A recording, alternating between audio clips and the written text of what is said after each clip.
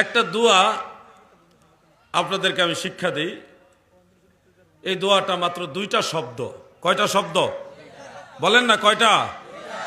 কিন্তু এটা যদি 100 বার এক জায়গায় বসে আপনি পড়েন, ন্যূনতম 7 বার, আর যদি 100 বার আপনি তসবিহ দানা নিয়ে পড়েন, যেহেতু ছোট্ট দোয়া, মাত্র 2টা শব্দ, 100 বার যদি একটা মজলিসে পড়তে পারেন, আল্লাহর নবী বলছে আপনার অতীত জীবনে যদি সাগরের ফেনার পরিমাণও গুনাহ থাকে, সাগরের ফেনার পরিমাণও যদি গুনাহ থাকে, আল্লাহ তাআলা এই তসবিহটা 100 বার পড়ার উসিলায় সমস্ত গুনাহ মাফ করে দিবে।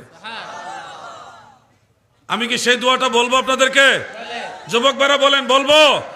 তাহলে আমার সাথে বলেন, সুবহানাল্লাহি ওয়া বিহামদিহি। বেশি কঠিন? অনেকে তো পারেনও।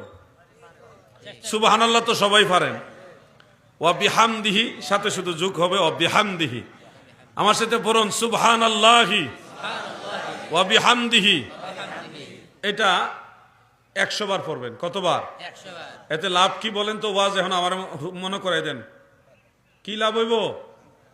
সাগরের ফেনার সমানও যদি গুনাহ থাকে, সমস্ত গুনাহ আল্লাহ মাফ করে দিবে। সুবহানাল্লাহ। আর কেমনে আপনারা মাফ করতে কোন?